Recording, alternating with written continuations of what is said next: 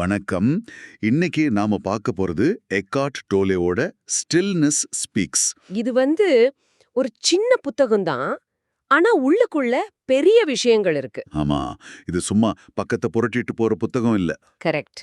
இது அந்த காலத்து ஞான நூல்கள் மாதிரி கொஞ்சம் கொஞ்சமா உள்வாங்கணும்.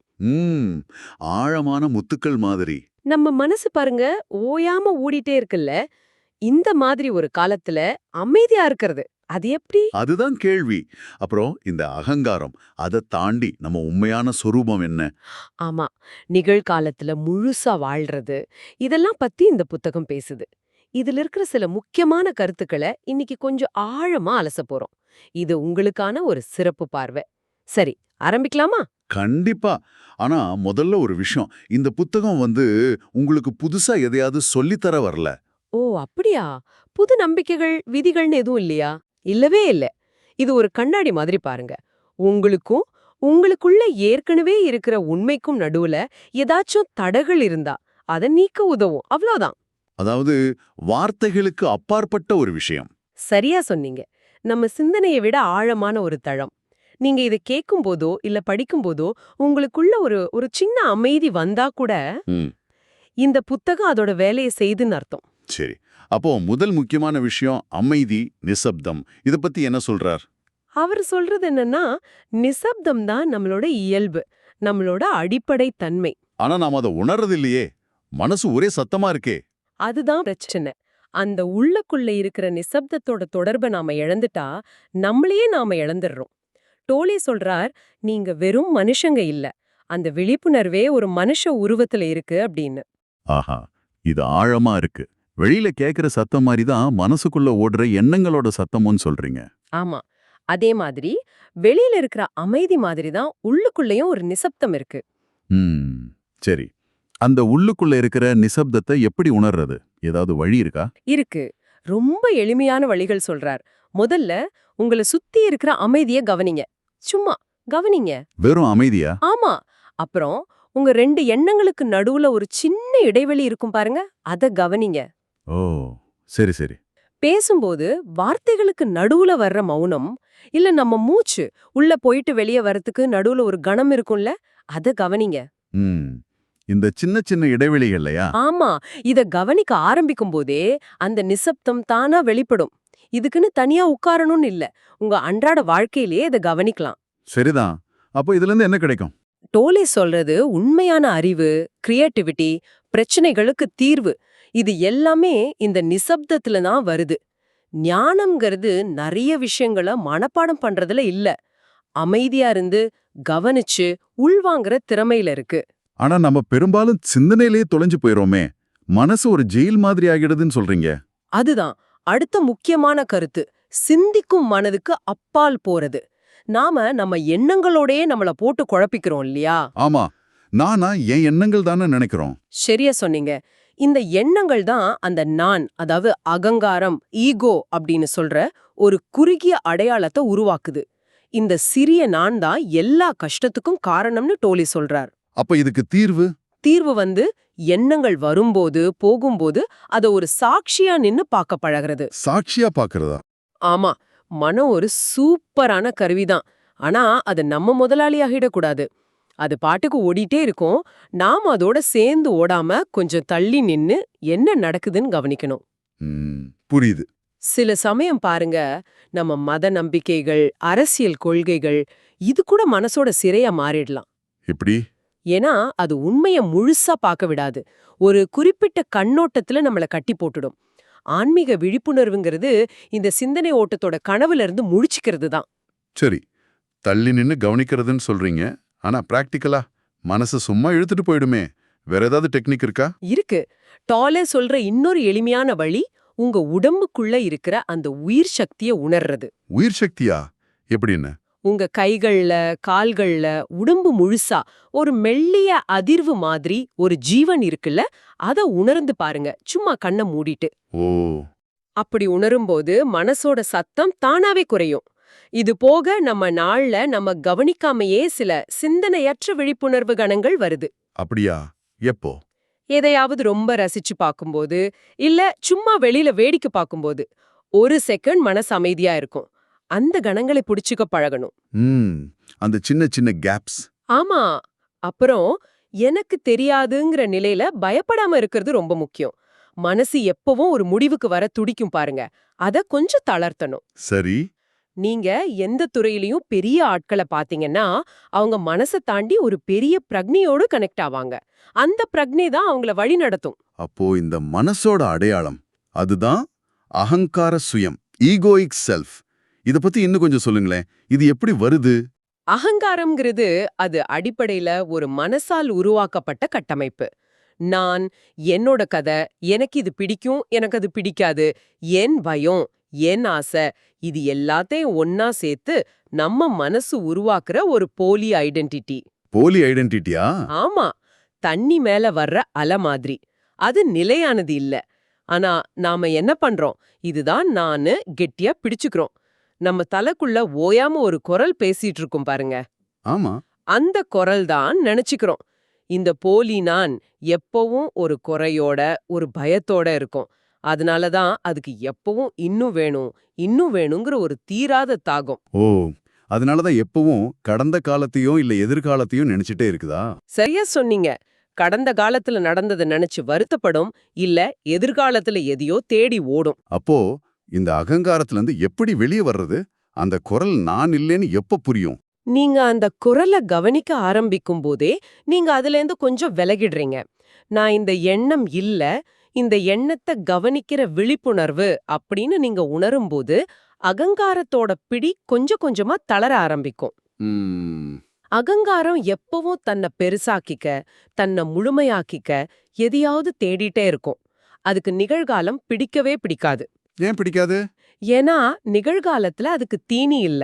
அது நிகழ்காலத்தை ஒரு தடையா பாக்கும், இல்லனா எதிர்காலத்துல எதையோ அடையறதுக்கான ஒரு படியா மட்டும்தான் பாக்கும். ம், அதனாலதான் நாம நிகழ்காலத்துல சந்தோஷமா இல்லாம எப்பவோ நல்லா இருக்கலாம்னு நினைக்கிறோமா? நீங்க சொன்னீங்க அகங்காரத்தோட சில தந்திரங்கள், அந்த பாதிக்கப்பட்டவர் அடையாளம், விக்டிம் ஐடென்டிட்டி மாதிரி. ஆமா ஆமா, அது அகங்காரத்தோட ஒரு முக்கியமான டெக்னிக். மத்தவங்கள குறை சொல்றது, சின்ன விஷயத்துக்கு கூட பயங்கரமா எதிர்வினையாற்றுறது, இதெல்லாம் அகங்காரத்தை இன்னும் ஸ்ட்ராங் ஆக்கும். எப்படி? ஏன்னா நான் சரி அவங்க தப்புன்னு நினைக்கும் போது ஒரு மேன்மை உணர்வு வரும். அது அகங்காரத்துக்கு ரொம்ப பிடிக்கும். அதுக்கு எப்பவும் ஒரு சண்டை தேவை. நான் வர்சஸ் மற்றவர், நம்ம வர்சஸ் அவங்க. குற்ற உணர்ச்சி கூட ஒரு தந்திரமா? ஆமா, செஞ்சு முடிச்ச ஒரு தப்ப நினைச்சு அதையே நிகழ்காலத்துல ஒரு அடையாளமா மாத்திடும் அகங்காரம். அது தேடுற எந்த இலக்க அடைஞ்சாலும் பாருங்க, திருப்தியே வராது. ஏன்னா அதோட தேடல் முடிவே இல்லாதது. இது ரொம்ப ரொம்ப முக்கியமான புள்ளி. அப்போ இதுக்கு தீர்வு என்ன? டோலே சொல்ற மாதிரி நிகழ்கணம், த நவ், அந்த இப்பொழுதில் இருக்கிறது. அதுதானா? ஆமாம். இதுதான் இந்த புத்தகத்தோட மையமே. ஒரே ஒரு உண்மைதான் இருக்குன்னா அது இந்த கணம் மட்டும்தான். நீங்க யோசிச்சு பாருங்க, கடந்த காலங்கிறது என்ன? ஒரு நினைவு தானே? ஆமா. காலத்துல தான் வருது. எதிர்காலம்ங்கிறது ஒரு எதிர்பார்ப்பு. அதுவும் நிகழ்கணமா வந்தாதான் உண்டு. நாம எங்க போனாலும் என்ன செஞ்சாலும் இந்த நிகழ்கணத்தை விட்டு தப்பிக்கவே முடியாது. இதுதான் நம்ம கூட எப்பவும் இருக்கிற ஒரே விஷயம். ஆனா நம்ம மனசு இதை ஏத்துக்காது. ஏன் ஏத்துக்க மாட்டேங்குது? நிகழ்காலத்துல இருக்கிறது ஏன் இவ்ளோ கஷ்டமா இருக்கு? ஏன்னா அகங்காரத்துக்கு சொன்ன மாதிரி இறந்த காலமும் எதிர்காலமும் தான் பிடிக்கும். நிகழ்காலத்துல இருக்கிறதுனா என்ன அர்த்தம்? வாழ்க்கையில என்ன நடக்குதோ அதை எதிர்க்காம ஏத்துக்கிறது. அப்படியே ஏத்துக்கிறதா? உள்ளுக்குள்ள ச்சே இப்படி இருக்கக்கூடாது, வேற மாதிரி நடந்திருக்கணும்னு மனசுக்குள்ள வாதாடாம இருக்கிறது. இதுக்கு பேரு தான் வாழ்க்கைக்கு ஆம் சொல்றது. சரணடைதல் மாதிரியா? ஆமா, ஒரு வகையில சரணடைதல் மாதிரி. ஆனா இது செயலற்று போறதில்ல. இது ரொம்ப ஆக்டிவான ஒரு நிலை. இது வாழ்க்கையோட சக்தி, அதோட ஞானத்தோட நம்மள இணைக்குது. இப்படி செய்யும்போது தான் நம்ம உண்மையிலே ஒரு பாசிட்டிவ் மாற்றத்தை கொண்டு வர முடியும். ஆனா பெரும்பாலானவங்க என்ன பண்றாங்க, நிகழ்காலத்தை ஏதோ கடக்க வேண்டிய ஒரு தடையா நினைச்சு வாழ்றாங்க. இதுதான் எல்லா டென்ஷனுக்கும் அதிருப்திக்கும் காரணம். ஓ, இன்னொரு முக்கியமான விஷயம் சொல்றார் பாருங்க.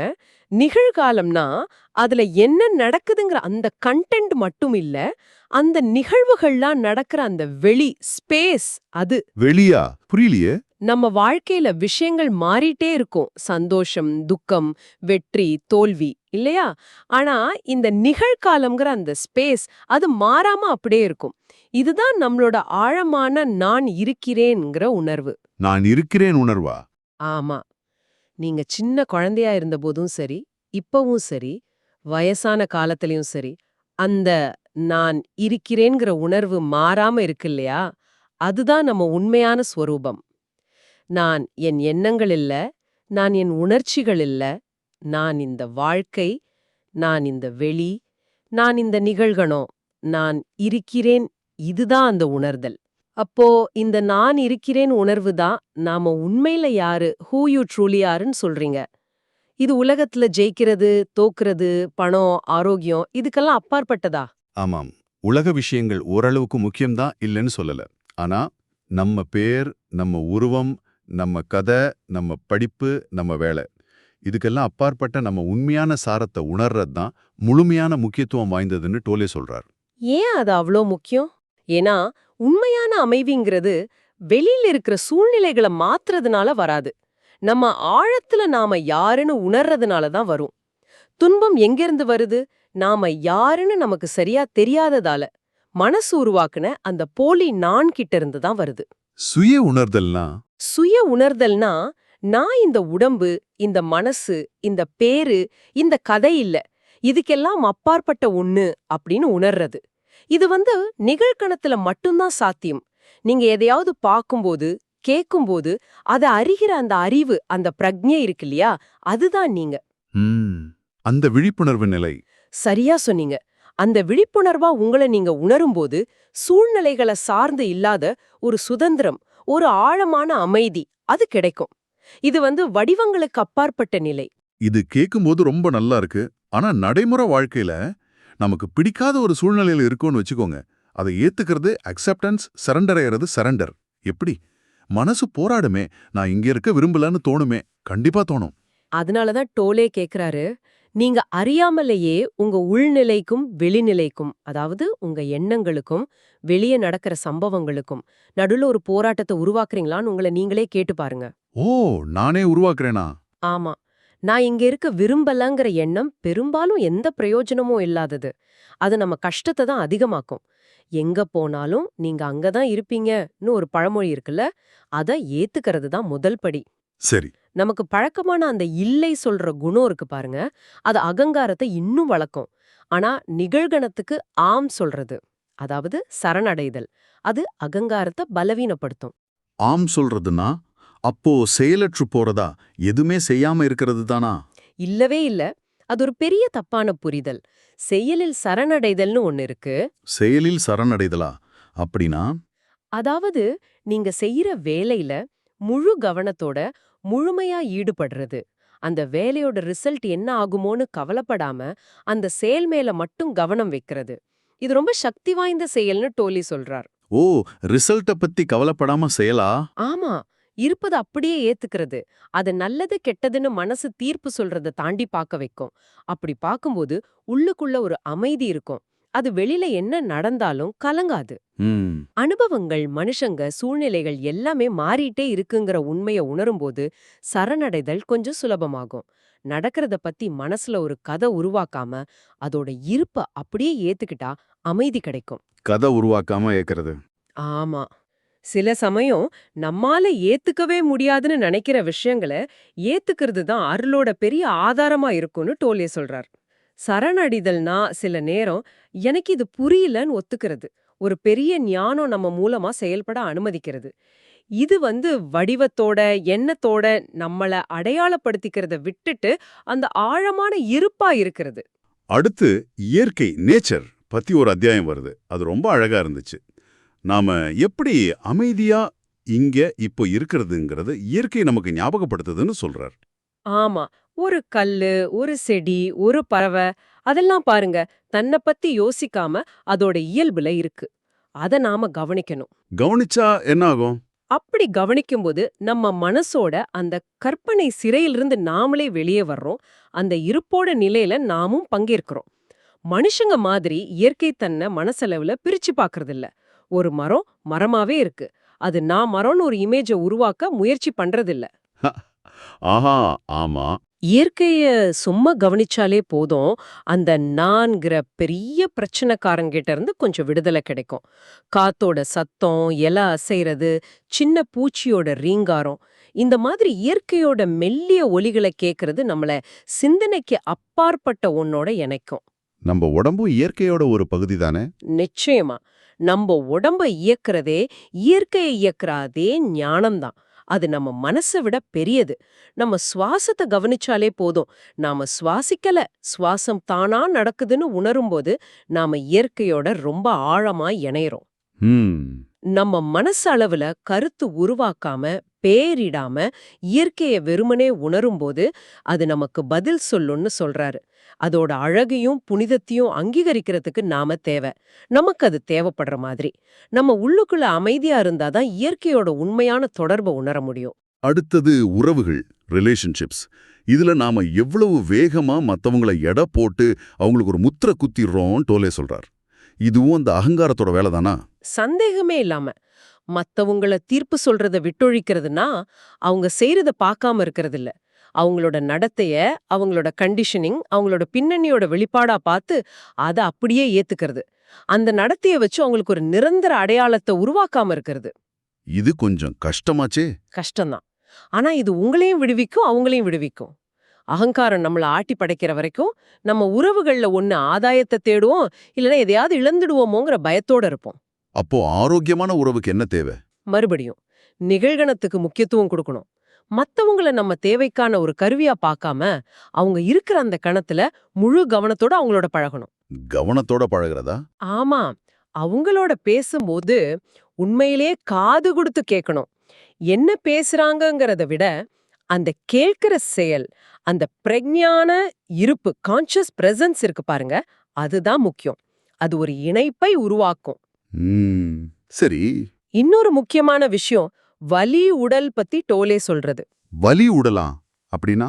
நம்ம எல்லார்கிட்டயும் கடந்த காலத்துல அனுபவிச்ச மறக்க முடியாத உணர்ச்சி வலிகளோட ஒரு மிச்சம் இருக்கும். அது அப்பப்போ வெளியே வந்து பிரச்சனைகளை உருவாக்கி இன்னும் வலிய அனுபவிக்க பாக்கும். ஒரு மாதிரி நெகட்டிவ் எனர்ஜி மாதிரி. இது வெளியே வர்றத நாம கவனிக்க பழகிட்டா அதோட பிடியிலிருந்து விடுபடலாம். அது நம்மள ஆட்டி படைக்க முடியாது. இது உறவுகள்ல முக்கியமா? ரொம்ப முக்கியம். ஏன்னா இந்த வலிய உடல் ஆக்டிவா இருக்கும்போது தான் நிறைய சண்டைகள் வரும். அப்புறம் நாம சந்திக்கிற ஒவ்வொருத்தரோட இருப்பையும் அவங்க என்ன வேலை செய்யறாங்க, என்ன பங்குல இருக்காங்கன்னு பார்க்காம அவங்களோட அந்த சாரத்தை அங்கீகரிக்கணும். கடைசியில டோலே சொல்ற மாதிரி நீங்க எப்பவும் உங்களே தான் சந்திக்கிறீங்க. ஆஹா. அடுத்து கொஞ்சம் கனமான தலைப்பு, மரணம் மற்றும் நித்தியம். Death and the eternal. மரணத்தை பத்தி டோலேயோட பார்வை கொஞ்சம் வித்தியாசமா இருக்குதே. ஆமா, அவர் என்ன சொல்றாருன்னா மரணம்ங்கிறது வாழ்க்கையோட எதிர்ச்சொல் இல்ல, பிறப்பு தான் மரணத்தோட எதிர்ச்சொல். வாழ்க்கை நித்தியமானது, அதுக்கு எதிர்ச்சொல் இல்ல. வாழ்க்கை நித்தியமானதா? ஆமா, நம்ம வாழ்க்கை ஒரு கனவு மாதிரி தோணலாம். ஆனா அந்த கனவுக்கு பின்னால இருக்கிற அந்த பிரக்ஞா அது நிரந்தரமானது. மரணத்தை நெருக்கமா உணர்றது ஒரு நோய் மூலமா, விபத்து மூலமா, இல்ல அன்பானவங்களோட இழப்பு மூலமா. இது நம்மள வடிவத்தோட அடையாளப்படுத்திக்கிறத குறைக்க உதவும். எப்படி உதவும்? எல்லா வடிவங்களும் நிலையற்றதுன்னு ஏத்துக்கும்போது ஒரு விசித்திரமான அமைதி வரும்.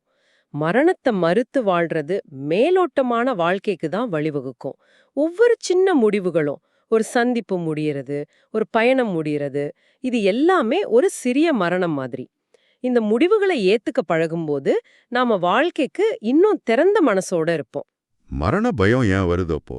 நம்ம நிலையற்ற அந்த நான்கிற வடிவம், உடம்பு, மனசு, இதுதான் நம்ம உண்மையான அடையாளம்னு நாம தப்பா நினைக்கிறதால தான் மரண பயங்கிறது.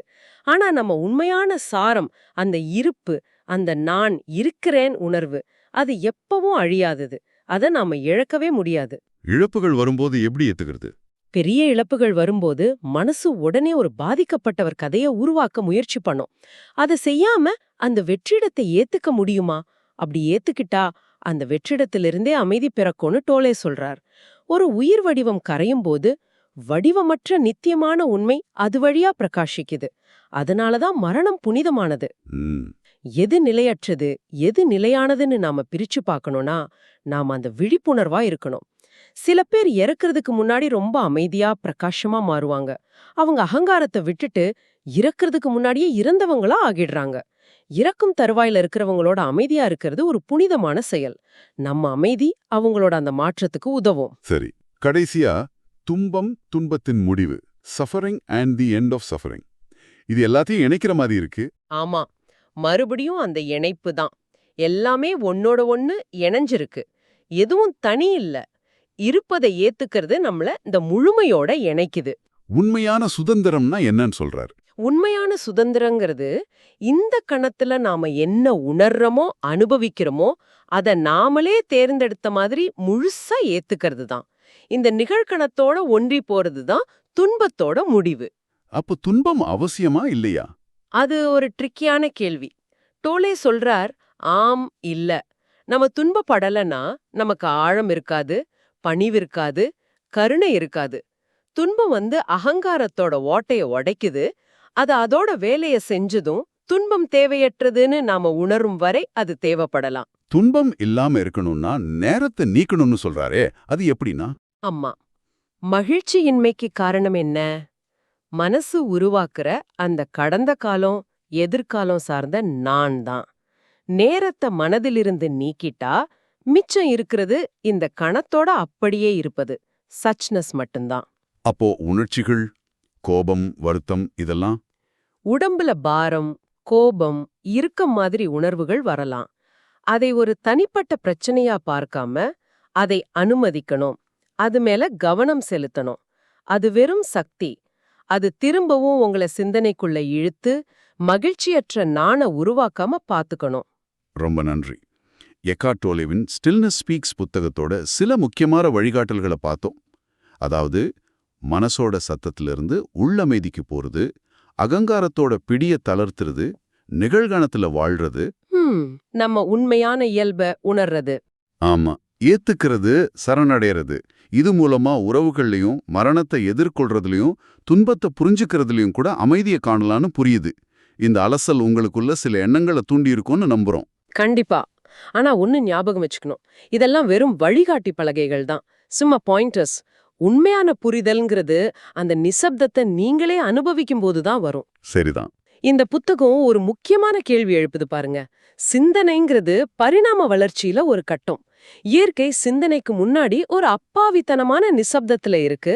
நிசப்தம் சிந்தனையை விட ஆழமானதுன்னா நாம தனி மனுஷங்களா மட்டும் இல்லாம ஒரு மனித இனமாவே அந்த நிசப்தத்தை இன்னும் ஆழமா இன்னும் சீரா அணுக கத்துக்கிட்டா மனித குலத்தோட பிரக்ஞை நிலையில என்ன மாதிரி புதிய சாத்தியங்கள் உருவாகும்? அந்த பரிணாம வளர்ச்சி எப்படி இருக்கும்? இத பத்தி நீங்க என்ன நினைக்கிறீங்க? யோசிச்சு பாருங்க.